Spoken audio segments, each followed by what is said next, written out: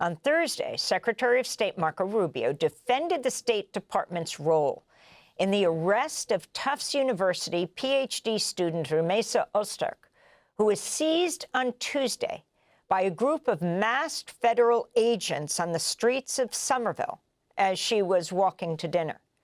A year ago, Öztürk had co-written a piece in the student newspaper criticizing Tufts' response to Palestinian solidarity protests on campus. She's now jailed in Louisiana. Massachusetts Democratic Congressmember Ayanna Pressley denounced Öztürk's abduction, saying she was, quote, kidnapped in plain sight. Pressley wrote, quote, "She's a peaceful protester, grad student, and my constituent who has a right to free speech and due process. Now she's a political prisoner. Free her now," the Congressmember wrote. Marco Rubio was questioned about Öztürk's abduction on Thursday.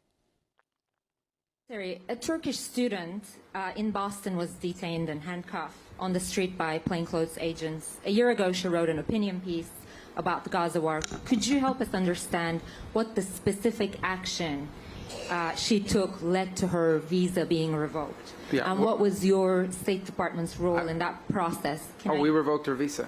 It's an F1 visa, I believe. I think it's crazy. I think it's stupid for any country in the world to welcome people into their country that are going to go to your universities as visitors. They're visitors. And say, I'm going to your universities to start a riot. I'm going to your universities to take over a library and harass people. I don't care what movement you're involved in. Why would any country in the world allow people to come and disrupt? Now, we gave you a visa to come and study and get a degree, not to become a social activist that tears up our university campuses. And if we've given you a visa and then you decide to do that, we're going to take it away. This week, thousands of students and faculty and community members in Somerville, Massachusetts, have gathered to protest her abduction. Secretary of State Marco Rubio went on to say the State Department has revoked more than 300 student visas across the country. Nearly 3 weeks ago, unidentified federal agents arrested Mahmoud Khalil, a leader of the Gaza Solidarity encampments at Columbia University. He was also a negotiator with the university. He was a permanent legal resident and a green card holder. He's now being held in an ICE jail in Jena, Louisiana. Khalil is featured prominently in a new documentary called The Encampments. It's an inside look at Columbia University Gaza Solidarity encampment and the nationwide student uprising against U.S. support for Israel's war on Gaza. This is the film's trailer.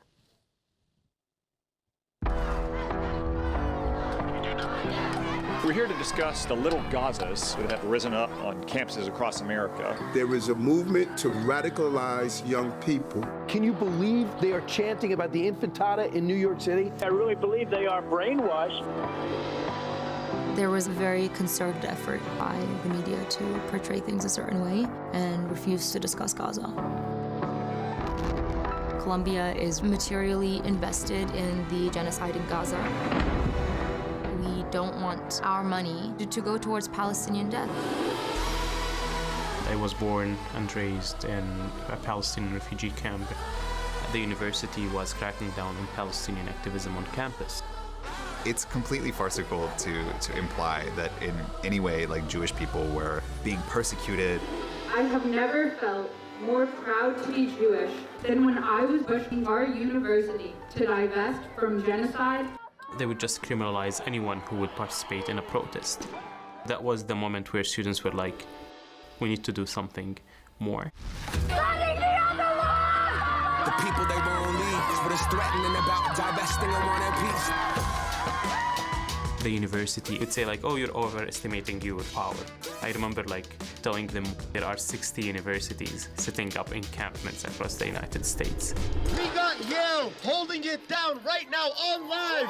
What you willing to risk? What you willing to give? What if you were in Gaza? What if those were your kids? In '68, the students at Columbia took over the campus, mainly in protest of the war in Vietnam. Columbia talks about how it was okay then, but not okay now. Bravery is very contagious. We kind of watched Columbia in awe, and we knew we were next. The only weapon they have is fear, and we call floor, they have nothing! The trailer for The Encampments, a new documentary produced by Watermelon Pictures and Breakthrough News. Later in the show, we'll be joined by two protest leaders at Columbia. One of them was just expelled by Columbia, a fifth-year grad student. We'll also be joined by the film's producer. But first, we turn to the four-time Grammy-winning musician Macklemore, who served as the film's executive producer. In May of last year, Macklemore released the song Hins Hall, inspired by the pro-Palestinian student protesters at Columbia University, who occupied a campus building and gave it that name in honor of the 6-year-old Palestinian child, Hind Rajab. She was killed by Israeli forces in Gaza in January of 2024 in a car alongside of her family members. Prior to her death, Hind was on the phone for hours with emergency workers, pleading for help, pleading for them to come and save her. Macklemore announced all proceeds from the song would be donated to the UN's Palestine Relief Agency, or UNRWA. In September, Macklemore released a sequel to the song, Hins Hall 2, with help from the Gazan rapper MZ Abdul, a teenager, and Palestinian-American singer Anis. I spoke to Macklemore on Thursday and asked him about how he became involved in the Encampments documentary. Lana Hadid had reached out to me. I had seen her in San Francisco at Palestinian Day back in the fall, and she mentioned the film then. And I watched it and was blown away. What BTN was able to capture, I think was a moment in American history that we will come back to time and time again when we look at resistance movements. What the students did at Columbia University was deeply inspiring to me on really every level. But it came at this point in the genocide in Gaza that I think a lot of us were feeling a certain fatigue around. What can we do? Our voices, this isn't working. And what the students did by peacefully protesting and advocating for Palestinian life and demanding that their university disclose information about the investments that they were making, their ties to the genocide that was underway, and coming together and rallying for humanity in that moment was one that rekindled a flame, I think, in all of us, and definitely in myself, of the students are always at the forefront of resistance movements. If you look at American history, the students are always those that are willing to risk being demerited, facing deportation, as we see with Mahmoud, and really spearheading what was to come, which was getting millions of Americans back out into the streets and demanding for a permanent end to this genocide. You know, the film is coming out, and now the people who are featured in the film are speaking alongside it. Grant Minor, who's just been expelled from Columbia, a graduate student there. Sweta Polat, who alongside Mahmoud Khalil negotiated with the Columbia administration. I mean, originally, Mahmoud Khalil and the others were going to be live at the Q&As after the film coming out this weekend. Now he can't be reached. He's in ICE jail in Louisiana. And you have this latest news of Rümeysa Öztürk, the Turkish graduate student at Tufts that is kidnapped off the streets of Somerville, Massachusetts, as she's ending her daily fast, as she's going to iftar with her friends, and she's taken by 6 masked ICE agents. Can you talk about the latest news as your songs come out and the Encampments, the documentary, is being released? I don't know if I exactly have words for what's happening. I think that we are under the utmost threat that we have seen as Americans using our voice. Our First Amendment is completely being stripped away from us in real time in a way that is scary, in a way that is instilling fear, or its attempts to instill fear. And you see real life, very serious consequences to those advocating for peace. You see it with Mahmoud. You see it at Tufts yesterday. You know, we've been seeing it the last couple weeks, and people are scared. People that have been very at the forefront and not even at the forefront of this movement that are being targeted right now, and risking deportation. And I think what it's serving for me in this moment is this rally cry, right? Because if they're coming for Mahmoud, and Mahmoud, as you see in the Encampment's film, is just this very diplomatic, coming from the heart, Palestinian refugee from Syria that you know, university student at Columbia, super educated, super tapped in, and a leader. And he is a threat. They are trying to use Mahmoud and everyone else that's been abducted the last couple of weeks as examples of this is what happens when you go against our country. This is what happens when you go against genocide. This is what happens when you criticize Israel. And the narrative that is being spun around this being hateful or a form of terrorism or anti-Semitic is the furthest thing from the truth. These are human beings that are advocating for Palestinian life, that are leaders, that are brave, that are willing to risk their own freedom for the liberation of the Palestinian people. And we, as those in community, this is a call to all of us to step up in this moment, to realize that our First Amendment is being compromised and that we must come to the forefront and ensure that this stops. Macklemore, I was wondering if you can share with people your own journey. Born Ben Haggerty, you're now a 4-time Grammy Award-winning rapper. And if you can talk about what changed you and if you were afraid to speak out and what it meant for you. I was on the road in the States on tour when October 7th happened.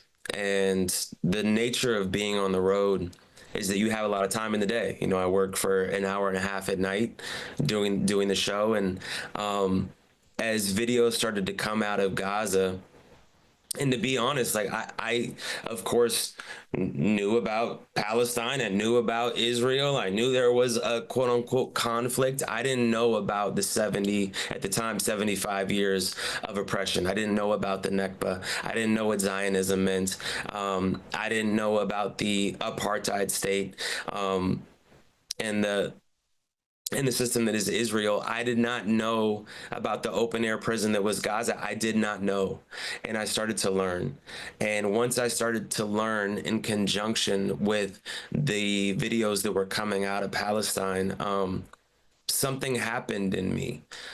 There was an awakening and a remembering of what actually matters in this world. And I think that there was that first couple weeks of like, how am I watching this and no one else, how are we all watching this and no one in the music industry is saying anything?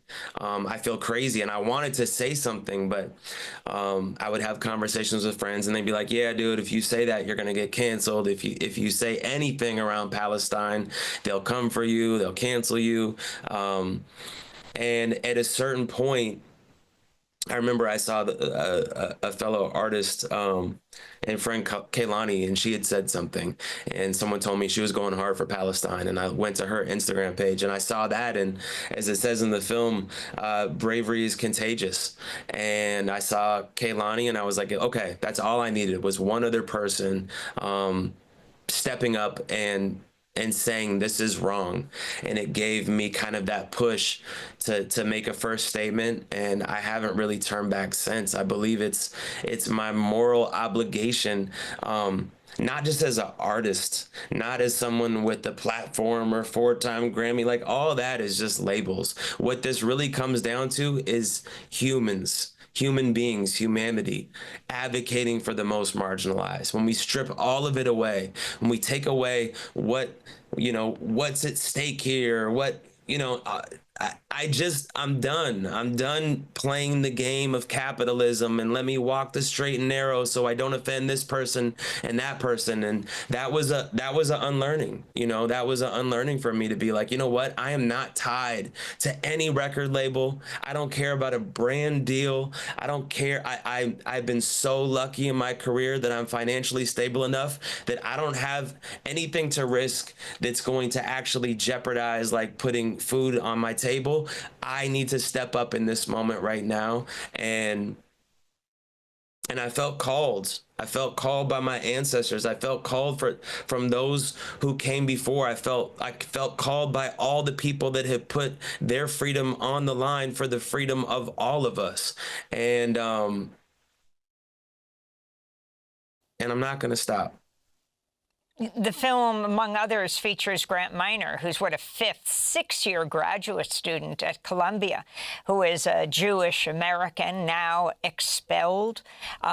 So were you afraid of being, as you were talking about, being called anti-Semitism when so many of the activists around the country who are fighting for Palestine are Jewish?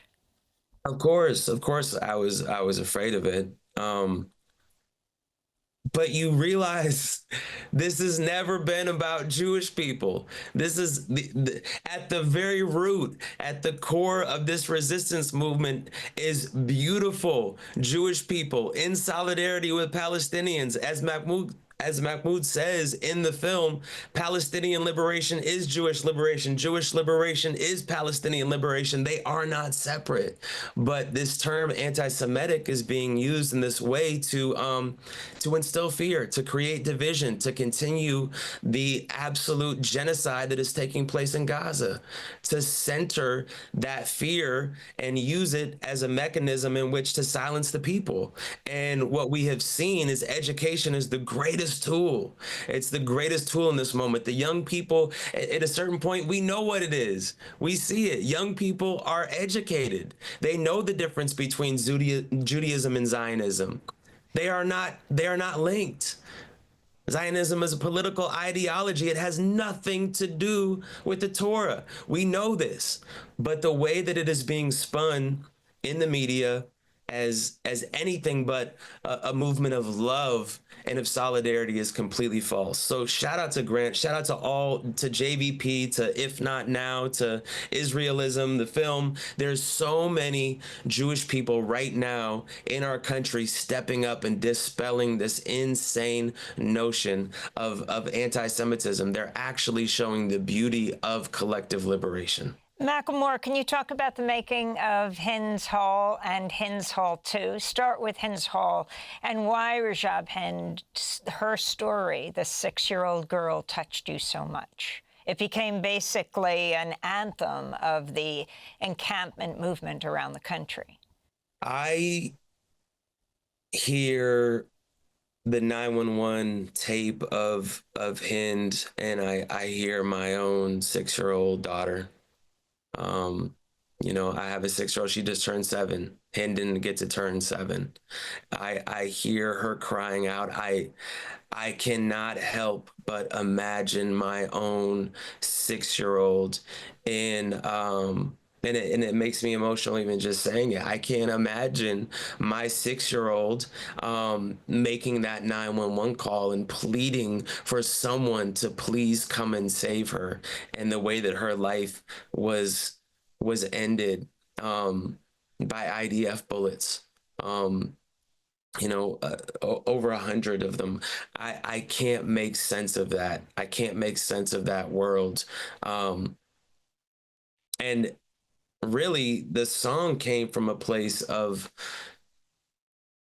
I was writing. I had no other way to process this. Writing has always been a means of me trying to process this world and get deeper into my own truth and this human experience. And I was so moved by what the students at Columbia were doing. I was so moved by their bravery. And taking over Hamilton Hall, you know, being reminded of resistance movements of the past, of seeing that the students have never been wrong. They have always been on the right side of history. And look at what they're doing again. Look at what they are doing again. They are leading not only our country, but showing the rest of the world what it looks like to risk all, you know, again, they paid, who knows how much money they paid to go to college there at Columbia University. They are uprooting this notion of, I need to protect myself, and they stepped in. And I think that it came at a time where we were all feeling that fatigue, and Columbia reminded us of what is possible. And it spread to universities all across the country. That news got back to those kids in Gaza. They saw, you know what? Although the U.S. is literally bombing us, Israel is literally killing us, there are people out there that know that our lives are worth the exact same as anyone else in this world. Those kids in Gaza felt seen. And the students at Columbia reminded me of what it means to show up. And I remember I came home one day, I went to yoga, and I left yoga, and my heart was feeling open, and I heard this sample by Feiruz that my friend Tamer had played me. And it came on in the car, and it was divine timing. I came right down here to this chair that I'm in, and that song wrote itself. You know, I believe that songs that come from source write themselves. I happened to have the pen in my hand at that moment. Could you share a few lines with us of Hins Hall? The people, they won't leave. What is threatening about divesting and wanting peace? The problem isn't the protest, it's what they're protesting. It goes against what our country is funding. Block the barricade until Palestine is free. Block the barricade until Palestine is free. When I was 7, I learned a lesson from Cuban Eazy-E. What was it again? Oh yeah, F the police. And then Hins Hall 2. You made that with the help of a Gazan teenager, a rapper named MC Abdul, and the Palestinian-American singer Anis. Can you talk about them? I wanted to continue. I think it was important for me to give Palestinian artists a voice that